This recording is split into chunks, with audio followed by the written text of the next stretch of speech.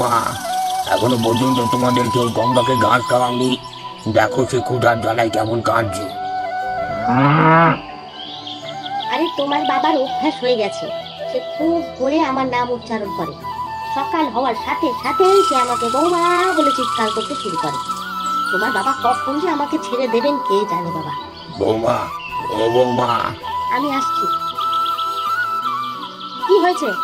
তুমি আমাকে সকাল সকাল এত বৌমা বৌমা করে চিৎকার করছো কেন? সকালেও কি শান্তি নেই নাকি? আরে বৌমা, তোমরা সারাদিন কি করো? দেখো আমাদের গঙ্গা এখনো ক্ষুধার্ত, বেচারা ক্ষুধার জ্বালায় কাঁদছে। তুমি এখনো তাকে ঘাস খাওয়াওনি কেন? আরে যদি তুমি গঙ্গার জন্য এতই চিন্তিত হও, তাহলে তুমি কেন একে একটু ঘাস দিয়ে রাখো না? আরে বৌমা, আমার শরীরে যদি শক্তি থাকতো তাহলে আমি তোমাকে কখনো এই কথা বলতাম না। এখন আমি বৃদ্ধ হয়ে গেছি এবং ধীরে ধীরে আমার শরীর আমাকে ছেড়ে চলে যাচ্ছে। তুমি বুড়ো হয়ে গেছো, তাতে আমরা কি করতে পারি? তুমি আমাদের এত কষ্ট দিচ্ছ কেন বলো তো? আরে বৌমা, আমি তো তোমাকে গঙ্গায় ঘাস ফেলতে বলেছিলাম। তুমি আমার কথা তো শুনছো কেন?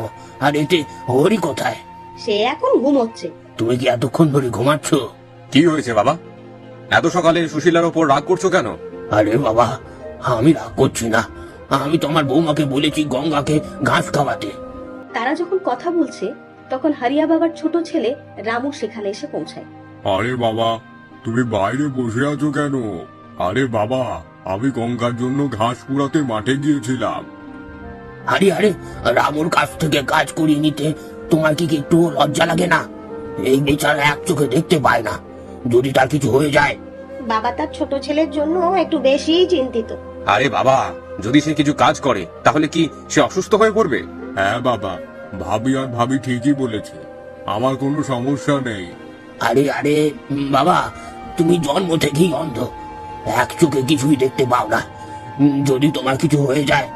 আরে বাবা, আমার জন্য একদম চিন্তা করো না, আমার কিছু হবে না। আর তুমি সকালের ওষুধ খেয়েছো?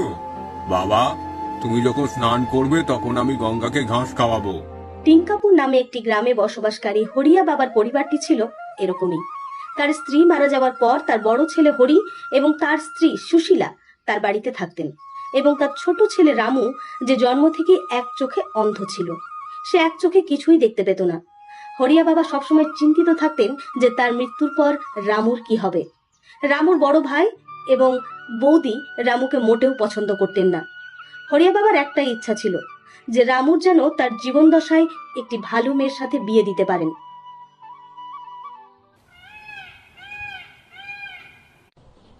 এরপর একদিন হরিয়া বাবা রঘুনাথের বাড়িতে যান। আরে হরিয়া বাবা, তুমি আজ আমার বাড়িতে কিভাবে এলে? রঘুনাথ, আমি আমার ছেলে রামুর বিয়ে নিয়ে তোমার সাথে কথা বলতে এসেছি। আমি কিছুই বুঝতে পারছি না হরিয়া বাবা। রঘুনাথ, আমি শুনেছি তুমি তোমার মেয়ের বিয়ের জন্য একটা ভালো পরিবার খুঁজছো। রঘুনাথ, আমি বলছিলাম কেন আমরা আমাদের বহু বছরের পুরনো বন্ধুত্বকে সম্পর্কে পরিণত করি না? আরে রঘুনাথ, তুমি তোমার মেয়ের জন্য একটা ভালো ছেলে খুঁজছো, আর আমি আমার ছেলের জন্য একটা ভালো মেয়ে খুঁজছি। তুমি কেন তোমার মেয়েকে আমার ছেলে রামুর সাথে বিয়ে দিচ্ছ না? আরে হরিয়া বাবা, তুমি কি বলছো? আমার সুন্দরী মেয়ে কোথায় আর তোমার দুর্বল ছেলে কোথায়? রঘুনাথ, ও সব কথা বলো না। ও আমার ছেলে, আর আমার ছেলের মধ্যে কি অভাব? কি বাদ পড়েছে? পুরো গ্রাম জানে যে সে জন্ম থেকেই অন্ধ, এক চোখ দিয়ে দেখতে পায় না। তুমি কিভাবে ভাবতে পারলে যে আমি তোমার ছেলের সাথে, সেই অন্ধ লোকটির সাথে এত সুন্দরী মেয়ের বিয়ে দিব? রঘুনাথ, ব্যাপারটা এমন নয়। যদিও আমার ছেলে এক চোখে অন্ধ, কিন্তু তুমি দেখবে যে একদিন আমি আমার ছেলের জন্য খুব সুন্দরী একটা মেয়ে খুঁজে বের করব, যাকে আমি বিয়ে দেব। আরে বাবা, আমি সকাল থেকে তোমাকে লক্ষ্য করছি, আজ তোমাকে এত বিষণ্ণ দেখাচ্ছে কেন? তুমি কি কোনো ব্যথায় ভুগছো? রামু, বাবা আমার, আমি শুধু চাই তুমি আমার জীবদ্দশায় বিয়ে করো। বাবা, তুমি একটা পরিবার তৈরি করো এবং স্থায়ীভাবে বসবাস করো।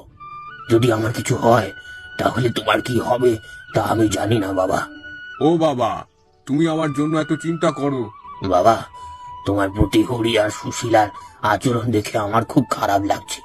যদি আমার কিছু হয় তাহলে ওরা তোমাকে দুবেলা খাবারও দেবে না। আরে বাবা, এইসব কথা বাদ দিয়ে এখন বিশ্রাম নাও, আমি খামারের দিকে যাচ্ছি। তারপর এই কথা বলার পর রামু সেখান থেকে চলে যায়।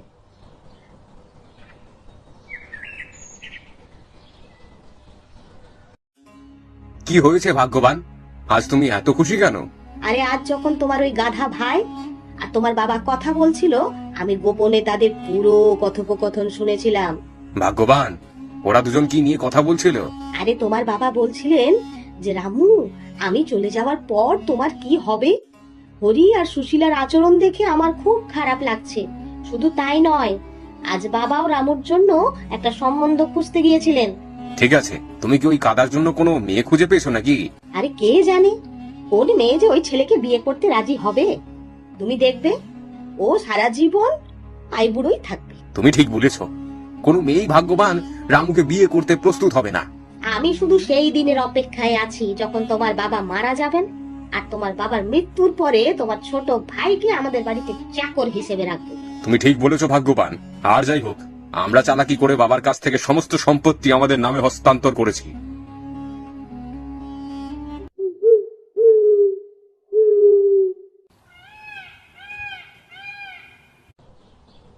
আরে বাবা, এত সকালে কোথায় যাচ্ছ? বাবা, আমি গঙ্গাকে বনে চড়াতে নিয়ে যাচ্ছি। তুমি যাও এবং একটু বিশ্রাম নাও। বাবা, থাকতে দাও, আমি গঙ্গাকে আমার সাথে নিয়ে যাব। না বাবা, তুমি যাও, বিশ্রাম নাও। আমি গঙ্গাকে চড়িয়ে ফিরে আসবো। আরে বাবা, একজন বৃদ্ধ বাবার কাজ করা আর ছেলের ঘুমানো কি ঠিক? তুমি এটা হতে দাও বাবা। আমি গঙ্গাকে বনে নিয়ে যাচ্ছি, তুমি একটু বিশ্রাম নাও। ঠিক আছে বাবা, যাবার সময় সাবধানে থেকো। তারপর এ কথা বলার পর রামু গঙ্গাকে জঙ্গলে চড়াতে নিয়ে যায়।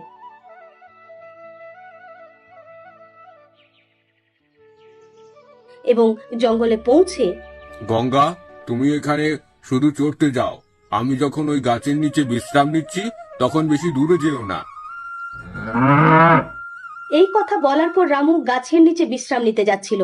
ঠিক তখনই তার চোখে পড়ল গাছের ঝুলন্ত একটি পুতুলের উপর। আরে, এই পুতুল, এই পুতুল যে এখানে ঝামেলা এনেছে। এই পুতুলটা দেখাতে কত অদ্ভুত। আর তারপর রামু পুতুলটাকে নাড়াতে শুরু করলো। আর হঠাৎ আবার একটা শব্দ এলো, আমাকে বাঁচাও, আমাকে বাঁচাও, আমাকে সাহায্য করো, আমাকে সাহায্য করো তুমি।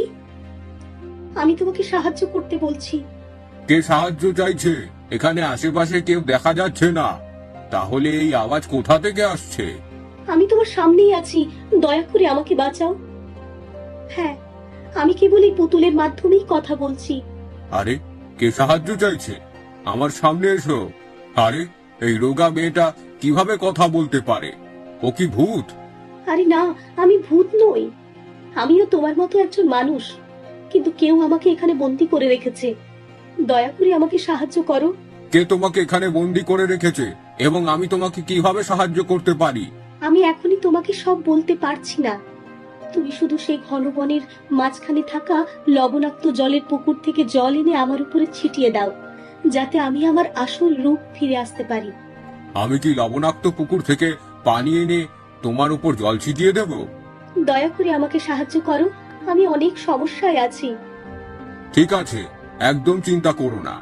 আমি এক্ষুনি গিয়ে ওই লবণাক্ত পুকুর থেকে জল এনে দেব। এই বলে রামু তৎক্ষণাৎ সেখান থেকে চলে যায় এবং কিছুক্ষণ হাঁটার পর সে একই পুকুর আবার দেখতে পায়। এটা সেই পুকুর যার কথা পুতুলটা আমাকে বলেছিল। এখন আমাকে এই পুকুর থেকে জল ভরে তাড়াতাড়ি সেখানে পৌঁছাতে হবে। এরপর রামু এই পুকুর থেকে জল এনে সেই পুতুলের কাছে যায় এবং সেখানে পৌঁছানোর পর, আমি সেই পরিষ্কার জল এনেছি। এবার এই জলটা আমার গায়ে ছিটিয়ে দাও। এরপর রামু পুতুলটির উপর জল ছিটিয়ে দেয়, যার ফলে পুতুলটি হঠাৎ একটি সুন্দরী মেয়ের রূপ ধারণ করে, যা দেখে রামু হতবাক হয়ে যায়। এই পুতুল থেকে আমাকে মুক্ত করার জন্য অনেক ধন্যবাদ। কিন্তু তোমাকে এই পুতুলের মধ্যে বন্দি করে রেখেছে এবং তুমি কোথায় থাকো এবং তোমার নাম কি? আমার নাম মঞ্জুরি। আমি আমার দাদুর সাথে এখান থেকে কিছু দূরে একটা কুড়ি ঘরে থাকতাম। আমার বাবা মা আমাকে ছোটবেলায় ছেড়ে চলে গিয়েছিলেন। আমি আমার দাদুর সাথে একটি কুড়ে ঘরে থাকতাম এবং কিছুদিন পর আমার দাদু আমাকে এই পৃথিবীতে একা ছেড়ে চলে গেলেন। তারপর আমি এই পুরো জঙ্গলে আমার কুড়ে ঘরে একা থাকতাম। তারপর একদিন এক ডাইনি আমার কুড়ে ঘরে আমাকে একা দেখে আমার উপর কর্তৃত্ব করতে শুরু করে। এবং এই পুতুলের মধ্যে আমাকে বন্দি করে রাখে। সেই ডাইনি আমাকে বহু বছর ধরে এই পুতুলের ভেতরে বন্দি করে রেখেছিল। আর যদি তুমি আমাকে না বাঁচাতে, তাহলে ওই ডাইনি আমাকে মেরে ফেলতো। কোন শব্দে তোমাকে ধন্যবাদ জানাবো? আরে কৃতজ্ঞ হওয়ার দরকার নেই, কিন্তু তুমি কিভাবে জানলে যে ওই পুকুরে জল ছিটিয়ে দিলে তুমি তোমার আসল রূপে ফিরে আসবে? যখন ডাইনি আমাকে বন্দি করেছিল, তখন সে বলেছিল যে কেউ যখন সেই পুকুরে লবণাক্ত জল আমার উপর ছিটিয়ে দেবে, তখন আমি আবার আমার আসল রূপ ফিরে পাবো। কিন্তু তুমি অনেক বছর ধরে এই পুতুলের মধ্যে আটকা পড়েছিলে, আর কেউ তোমাকে সাহায্য করেনি? এখানে অনেক লোক আসতো, কিন্তু সেই ডাইনি এমন মন্ত্র করেছিল যে আমি যা বলতাম কেউ তা শুনতে পেত না। তাহলে তোমার কণ্ঠস্বর আমি কিভাবে শুনলাম? কারণ তুমি আমাকে স্পর্শ করেছো। যে আমাকে স্পর্শ করত সে আমার কণ্ঠস্বর শুনতে পেত। অনেকেই আমাকে স্পর্শ করেছিল, কিন্তু কেউ আমাকে সাহায্য করেনি। সবাই ভয়ে আমার কাছ থেকে পালিয়ে যেত, কিন্তু তুমি একমাত্র যে আমাকে সাহায্য করেছিলে। কিন্তু তুমি এখন কার সাথে থাকবে? এই পুরো পৃথিবীতে তোমার কেউ নেই। তুমি ঠিক বলেছ, এই জঙ্গলে থাকাই আমার ভাগ্যে লেখা আছে। আমি আমার ওই কুঁড়ে ঘরেই থাকবো। তুমি আমাকে তোমার সম্পর্কে বলো। তুমি কোথায় থাকো? আর তোমার একটা চোখ এমন কেন? আমার নাম রামু। আমি কাছের একটা গ্রামে থাকি। জন্ম থেকেই আমি এক চোখে অন্ধ। আরে, তোমার সাথে খুব খারাপ ঘটনা ঘটেছে। আমি ঈশ্বরের কাছে প্রার্থনা করব যে তুমি সুস্থ হয়ে যাও। তোমাকে একটা কথা বলি, তোমার মতো সুন্দরী মেয়ে আমি আমার জীবনে আর কখনো দেখিনি।